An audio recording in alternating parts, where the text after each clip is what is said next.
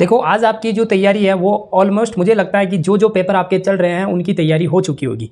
मैं आज इसके बारे में भी बात नहीं करूँगा। मैं बात करूँगा आज ऐसे टॉपिक के ऊपर जो आपको रियल में नंबर दिलाने वाली है।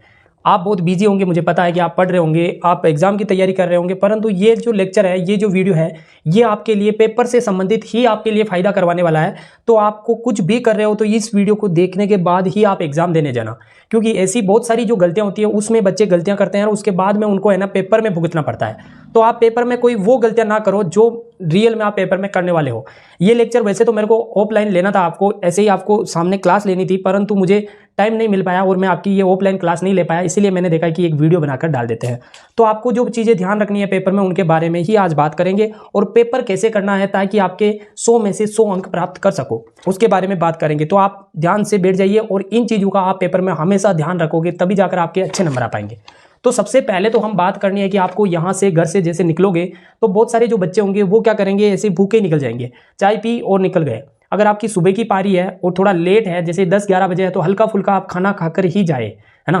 भूखे जाओगे, वहाँ जाने के बाद आपको भूख लगेगी और पेपर आपका सही नहीं होगा। तो पहली चीज़ तो ये। दूसरी चीज़ है कि आपको जो पेपर बोर्ड का एग्जाम देने जा रहे हो तो आपको पेंसिल पेन मिटाने का, पेंसिल छीलने का और पेन एक ही जगह 2 लेके जाइए, और आपको स्केल जो होता है, ये सारी चीज़ें जो ड्राम बॉक्स में होती है वो आपकी खुद की लेके जानी है। ऐसा नहीं है कि पेंसिल तो एक बार चाहिए होगी या फिर नहीं चाहिए होगी तो हम ऐसा करेंगे पड़ोसी से मांग लेंगे, तो ऐसा आपको नहीं करना है। अगर ऐसा करोगे रियल में आपका पेपर खराब हो जाएगा और वहाँ पर तो इधर से उधर देखने भी नहीं देंगे। तो दूसरी चीज़ ये ध्यान रखनी है। तीसरी चीज़, आप जब एग्जाम सेंटर में जाते हो तो उससे पहले, यानी कब, उससे जस्ट 2 घंटे 3 घंटे पहले आप पढ़ना छोड़ दीजिए। 2 घंटे मिनिमम, कम से कम 1 घंटा पहले तो पढ़ना छोड़ ही दीजिए। ऐसा नहीं कि आप एग्जाम सेंटर में जा रहे हो, वहाँ पर बुक लेके गए और बाहर एग्जाम का 15 मिनट है और वहाँ पर रट्टा मार रहे हैं, तो ऐसा कुछ भी नहीं होने वाला। अरे जो 365 दिन में कुछ नहीं कर पाएंगे, क्या आपको लगता है 15 मिनट में आप सब कुछ कर लोगे? ऐसा बिल्कुल नहीं होता, और ये गलतियाँ मत करना ताकि आपका जो दिमाग है ना वो डाइवर्ट ना हो। ऐसे शांति से जाइए, आराम से जाइए, पेपर देखकर वापस आ सकते हो। वो कहते हैं ना कि जब से पहले से अगर स्ट्रेटेजी तगड़ी नहीं हो ना तो जीत नहीं होती है। रामायण का नाम सुना होगा, महाभारत का नाम सुना होगा। महाभारत में कौरवों की जो सेना थी वो बहुत ज्यादा थी, पांडवों की सेना से कहीं गुना ज्यादा थी, 10 गुना ज्यादा थी। यानी कृष्ण भगवान की सेना भी कौरवों को दे दी थी, परंतु भगवान की जो सेना है ना, उसके बाद भी जो भगवान थे वो पांडवों का साथ दे रहे थे। तो भगवान क्या करते थे, वो स्ट्रेटेजी बनाते थे, तैयारी करवाते थे कि कैसे आपको काम करना है। तो सेना से नहीं जीता जाता है, दिमाग से जीता जाता है युद्ध। उसी प्रकार से सेना ज्यादा होने से उनका युद्ध नहीं जीता था, पांडवों ने इसीलिए जीता था क्योंकि उनका जो तरीका था वो सही था। आप पेपर में 100 में से 100 नंबर कब ला सकते हो, जब आपका जो तरीका है वो सही होगा, आप एक सही तरीके से करके आओगे। मैं जो यहाँ जो चीजें बताने वाला हूँ उन सबको आपको ध्यान में रखनी है ताकि आपका कोई भी पेपर जो होगा वो आपका खराब ना हो। किसी भी प्रकार का पेपर हो आपको इसी तरीके से करना है। उसके बाद में पेपर में क्या चीजें ध्यान में रखनी है, जैसे आप पहुंच गए, आपको एडमिट कार्ड लेके जाना है, आईडी जो भी है आपकी लेके जाना है, एडमिट कार्ड से ही आपको वहां प्रवेश दे देंगे। अंदर जाने के बाद जैसे आपको पेपर देते हैं तो आपकी जो उसमें कुछ फॉर्मेलिटीज होती है, जैसे रोल नंबर हो गया, नाम वगैरह हो गया, साइन वगैरह हो गया, वो सारे कर लेने पहले, और सही से करना है। ऐसा नहीं कि हापड़ झुपड़ में जाके ऐसे न वैसे कुछ भी लिख के आ गए, ऐसा नहीं, सही से भरना है, गलती नहीं करनी है, देख देख के भरना। उसके बाद में जैसे आपको पेपर दिया जाता है तो तुरंत खोलकर, जैसे आपको सजेशन मिलेगा कि आप खोल सकते हो पेपर, तो पेपर खोलकर ऐसा नहीं कि पहले प्रश्न से लेकर एंड तक 50 क्वेश्चन पूरे पढ़ लिए और भाई साहब को क्वेश्चन आए नहीं, आ रहे हैं फिर भी पढ़ लिया। ऐसा नहीं होना चाहिए। पेपर में क्या गलतियां होती वही तो यहाँ बताने वाला हूँ। तो क्या करना है, जैसे पेपर को खोला और पेपर का पहला प्रश्न पढ़ा और पहला प्रश्न आपको नहीं आया, हो सकता है कि आपने पढ़ा हो फिर भी वो नहीं आया, तो टेंशन नहीं लेनी है। पहला दूसरा तीसरा कुछ क्वेश्चन नहीं आए तो क्या दिक्कत है, अगला क्वेश्चन देखो। दूसरा क्वेश्चन खोला और उसको देखा, अगर वो क्वेश्चन आपको आ रहा है परफेक्ट तो उस क्वेश्चन को करिए। कैसे करना है, एबीसीडी वाला, रिक्त स्थान वाला, उन सबके बारे में बात करेंगे, परंतु पहले ये समझते हैं कि पेपर करना कैसे है। क्वेश्चन पहला आ रहा है, नहीं आ रहा है तो उसको छोड़िए, दूसरा अच्छा आ रहा है तो उसको कीजिए, तीसरा आ रहा है तो उसको पढ़ने के बाद तीसरा कर लीजिए। क्योंकि जो क्वेश्चन आपको आ रहा है, जैसे तीसरा आ गया और आप तीसरे को छोड़कर चौथा पढ़ लिया और चौथा भी आ रहा है और तीसरा भी आ रहा है, तो फिर तीसरे को आप उतना अच्छा नहीं कर पाओगे जितना आप चौथे को पढ़ लिए हो, है ना। तो आपको क्या करना है, जो क्वेश्चन पढ़ा है वो आ रहा है तो पहले उसको कर लीजिए, उसके बाद में अगला क्वेश्चन पढ़िए, क्योंकि आप सारे तो एक साथ कर ही नहीं सकते हो। जैसे जैसे पढ़ते जाओगे और आगे से आगे करते हुए जाना। ऐसा नहीं कि आप सारे पेपर को एक बार पढ़ लिया उसके बाद में क्वेश्चन करोगे तो आपका दिमाग ना डाइवर्ट हो जाएगा, आप कुछ भी प्रश्नों का आंसर सही नहीं दे पाओगे। तो इतना सा ध्यान रखना है। फिर बात करते हैं कि और क्या ध्यान रखना है। वस्तुनिष्ठ क्वेश्चन आते हैं जिसके अंदर आपको अ ब स द दिए जाते हैं, जैसा कि आपको यहाँ पर भी दिखाई दे रहा होगा, मैंने यहाँ पर आपको लिखता हूँ, ये लिखा हुआ दिखाई दे रहा होगा कि आपको प्रश्न कैसे करना है। सबसे पहले एक लाइन में आपको क्या लिखना है, इधर वाले कॉलम में प्रश्न लिखना है, प्रश्न संख्या।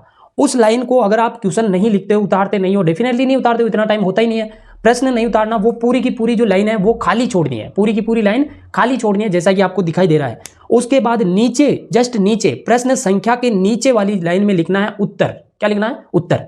उस लाइन में करना स्टार्ट कीजिए। एबेसेदे वाला प्रश्न है तो आपको जो एबेसेदे में लिखा हुआ है आपका, जैसे मान लीजिए ऑप्शन है कि बी ऑप्शन सही है, तो बी ऑप्शन में बी लिखकर उसमें जो लिखा हुआ है, जैसे मान लीजिए कि आपको दे दिया कि विद्युत धारा का मात्रक क्या है, तो वहां पर जो मात्रक लिखा हुआ है उस मात्रक को लिखिए, है ना। तो इतना सा करना, ऐसा नहीं कि बी लिख दिया, सी लिख दिया, उसको क्या पता यार, एग्जामिनर का दिमाग खराब हो जाएगा कि ये इसने क्या लिखा है, समझ में ही नहीं आ रहा है, ठीक है ना। तो एबेसेदे वाले क्वेश्चन में ये ध्यान रखना है। अब बात करते हैं, सेकंड बात आती है रिक्त स्थान वाले क्वेश्चन कैसे करना है। जैसे मान लो कि एक एग्जाम्पल लेते हैं कि सभी प्रकाश संश्लेषी पौधे खाली स्थान होते हैं, है ना, तो खाली स्थान आ गया।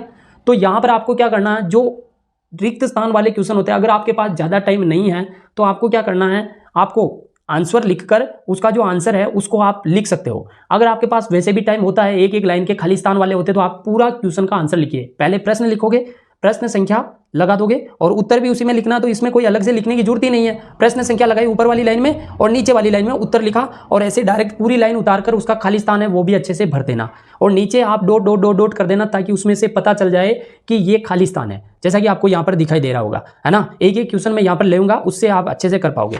अगला क्वेश्चन पूछा जाता है आपको, खाली स्थान के बाद एक एक शब्द के क्वेश्चन पूछे जाते हैं। जैसे एग्जाम्पल के लिए ले लेते हैं, जैसे कि विद्युत धारा का विभवांतर किससे मापते हैं। एग्जाम्पल में क्वेश्चन में आ गया कि विभवांतर किससे मापते हैं, तो आपका आंसर होगा क्या होगा, वोल्ट, है ना, वोल्ट मीटर से। अब वोल्ट मीटर आप ऐसे डायरेक्ट वोल्ट मीटर लिख के आ जाओगे, आपका आंसर हो गया, ऐसे नहीं होगा। पहले क्वेश्चन संख्या लगाइए, फिर उसके बाद में नीचे वाली लाइन में क्या करना, आंसर लिखना, उत्तर लिखना है, और उसके बाद में उसके सामने लिखिए विद्युत धारा का विभवांतर मापने के लिए वोल्ट मीटर का उपयोग किया जाता है, ऐसा लिखिए। पूरी लाइन लिखोगे तो पूरे नंबर मिलेंगे। ऐसे डायरेक्ट वोल्ट मीटर लिख के छोड़ दिया ना तो डेफिनेटली आगे वाले का दिमाग खराब होगा और आपको नंबर कम मिलेंगे। कैसे कम मिलेंगे कि आपने पूरा ही आंसर नहीं लिखा है। तो आपको एक एक शब्द के जो क्वेश्चन आते हैं उनको भी थोड़ा सा बढ़ाकर एक लाइन में तो कम से कम लिखिए। क्वेश्चन में दिया हुआ है कि जैसे मान लो कि किसी का मात्रक पूछ लिया, या फिर मान लो किसी की इकाई पूछ लिया ना, तो जैसे आवेश की इकाई क्या होती है, तो आप सी लिख दोगे डायरेक्ट। ऐसा नहीं है, आपको लिखना है कि आवेश होता है उसका मात्रक कूलाम होता है। क्या होता है? कूलाम। तो लिखिए आप पूरी लाइन,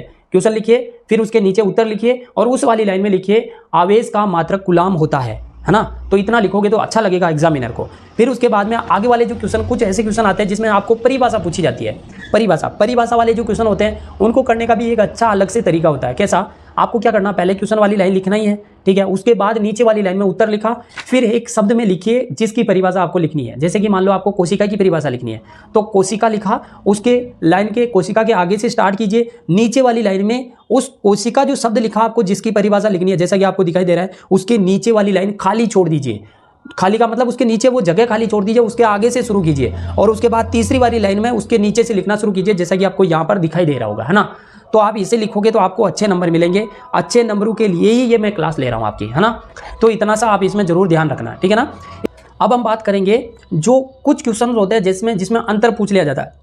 जैसे कि आपको मान लो कि कोई अंतर पूछ लिया, जैसे कि पादप कोशिका और जंतु कोशिका में अंतर पूछ लिया, तो आप क्या करोगे, पहले अंतर लिखोगे। तो अंतर का भी एक पैटर्न सही होना चाहिए। कैसे? जैसे आपने प्रश्न संख्या लिखी, प्रश्न संख्या लिख दी और उसके आगे लाइन खाली छोड़ दी, नीचे वाली लाइन में उत्तर लिखा, उसके बाद में उस लाइन में उत्तर लिखने के बाद उसमें लिखोगे पादप व जंतु कोशिका में निम्न अंतर होता है, ठीक है। उसके बाद एक लाइन खाली छोड़िए और नीचे अंतर का कॉलम बनाइए, एक तरफ पादप कोशिका, एक तरफ लिखिए जंतु कोशिका। उसके बाद में स्टेप बाय स्टेप क्या करना, आपको अंतर लिखना है, पॉइंट, जैसा कि एक पॉइंट इधर का और दूसरा पॉइंट इधर का, एक पॉइंट इधर वाली कोशिका का, दूसरा पॉइंट इधर वाली कोशिका का, ऐसे करके अंतर लिखना है। अंतर का पूरा कॉलम बनाने दो, उसके बाद में अंतर लिखना है। ऐसा नहीं कि आप डायरेक्ट ही ऐसे कर दो कि जाके डायरेक्ट ही ऐसे लिखा मैं तो पादप कोशिका में ये होते हैं, फिर वापस नीचे जंतु कोशिका, जंतु में ये होता है, तो फिर वही यही समझेंगे कि ये पेपर करने वाला कोई ना कोई जंतु ही होगा, है ना।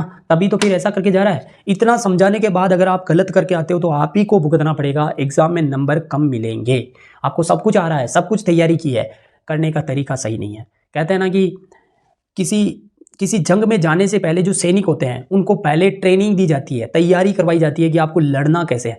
बंदूक चलाना सबको आता है, सब जानते हैं, परंतु उसको चलानी कैसी है, चतुराई क्या रखनी है, उसके बारे में जानकारी लेनी होती है, और वही मैं ये समझा रहा हूँ। अंतिम बात है आपको ध्यान में रखनी है, शब्द सीमा वाले प्रश्न। शब्द सीमा क्वेश्चनों में लिखा जाता है 150 अंक में लिखिए। आपको ये नहीं कि एक एक गिण के लिखना है कि मैं तो इतना ही लिखूंगा, नहीं, 10-20 ऊपर नीचे हो जाते हैं, कोई दिक्कत नहीं है। कोई दिक्कत नहीं है, ज़्यादा हो जाएंगे कोई दिक्कत नहीं है। 10-20 क्वेश्चन में आप ये मान के चलिए कि आपकी जो एक लाइन होती है उसमें 10 शब्द मान सकते हो, 10 ही मत मानिए, 7-8 शब्द मानते हैं ज़्यादा से ज़्यादा। आप 10 शब्द भी मानते हैं तो भी आप अगर 100 शब्दों में लिखने के लिए बोला तो एक कम से कम लगभग 10-15 लाइन तो आपको भरना ही है। तो 15 लाइनें आपको अच्छे जमा कर लिखनी है, सही तरीके से लिखनी है। ऐसा भी नहीं कि आपने डायग्राम बना दिया उसको ही जोड़ लिया कि मेरे तो एक पेज हो गया और ये तो मेरा क्वेश्चन हो गया, ऐसा नहीं है। डायग्राम आता है तो डेफिनेटली डायग्राम बनाइए, डायग्राम को नामांकित कीजिए। कोई भी डायग्राम हो, जैसे विज्ञान में तो डायग्राम होते ही हैं, दूसरी सब्जेक्ट में भी होते हैं तो उसको भी अच्छे से करिए।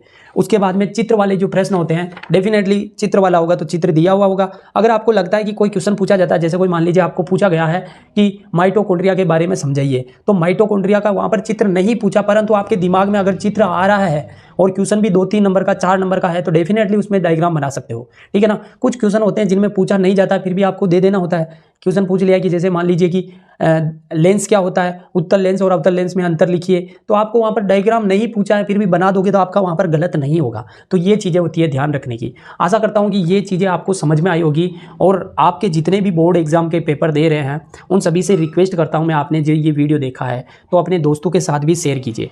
ऐसा मत समझिए कि मेरे से ज़्यादा नंबर उसके आ जाएंगे, उसकी किस्मत होगी तो उसके आएंगे और डेफिनेटली आपकी किस्मत के आपके आएंगे।